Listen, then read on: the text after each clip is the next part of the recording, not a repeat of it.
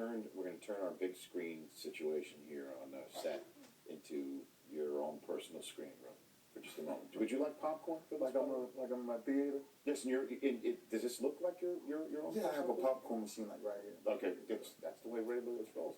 What we're going to do is we're going to roll some of the highlights of your career that we have picked out for you and give us your thoughts, starting with your first game when your NFL debut, Week 1 against the Raiders. You were Defensive Player of the Week for the AFC right out of the gate. What was this like, your first game? Awesome. You know, coming back to Baltimore, not having football for so many years, and then coming back here and, you know, coming from Miami, we always had a certain swagger, you know, even though our team wasn't as good back then.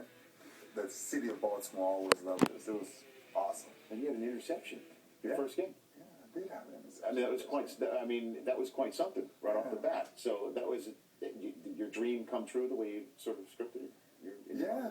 It you know, when you dream of it, the whole dream. You didn't dream of Baltimore because there was no Baltimore. Right, exactly. Right. So so I didn't have that dream, but I did have the dream of my first game. The second one from 2001 was in the playoffs of the 2000 season. That, of course, was such a great season for the Ravens.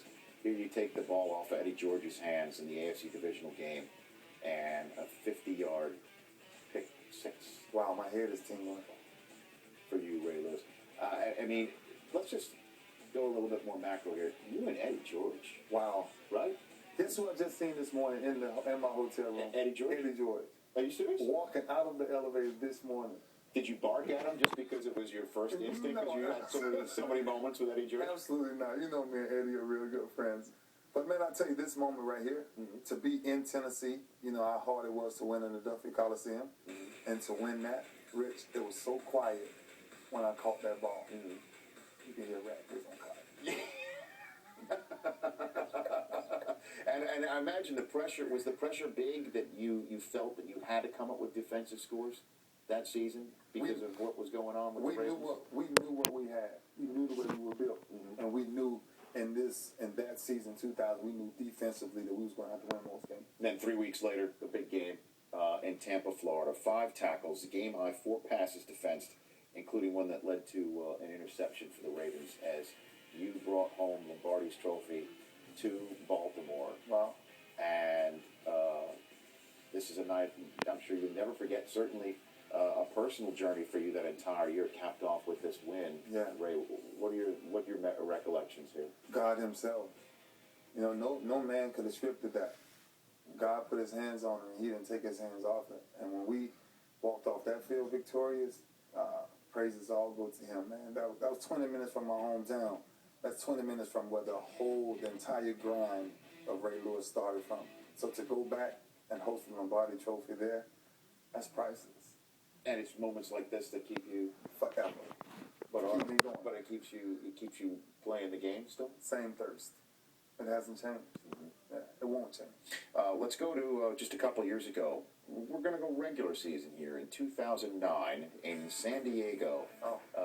Darren Sproles learned how you can close a game when you just pop through. What was this about? Was this about film study? Yeah. I tell you what. The week before they was playing. 2 weeks before they was playing the Raiders, and they ran that play 3 or 4 times back to back to back. And I kept looking at the linebacker that was playing for the Raiders, and I kept saying, shoot the backside gap. But they kept trying to go over the top of it, and Sproles was quick enough to just shoot through. So when I saw that guard get up and pull, I said, it's the exact play. So I shot it.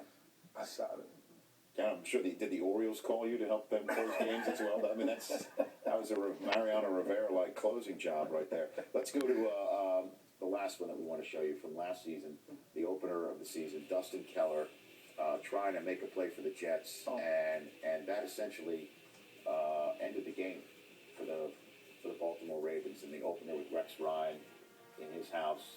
What was this depleting in your recollection? Hey, listen. Seriously, that's football. That's football. That's why I play the game right there. Because those hits right there is the same hits from high school to now that still makes you come to practice, still makes you come in the film room and say, that's the hit I'm looking for. For somebody to run that route and know I'm playing middle linebacker, you couldn't have did too much film study. And the league later on in the season, when there was all this discussion about illegal hits and how you hit somebody, used this as a description to everybody else about how you hit in the NFL, and that this is a legal hit, and that's what the NFL is using this particular play, that play, as something to hold up, as saying this is what we can do in the NFL. You know what? But if you saw that play, and the many times we watched it, my head never made collision on any part of his body. It was all of my shoulder. You know, and that's the thing. A lot of people are leading with their head. I never lead with my head unless I'm ready to deal with a running back right in the hole. You know, everything else is turned to the sides. You know. That's Ray Lewis right there, and this is why no other parents watching your son play high school football should be talking to you. What's their problem?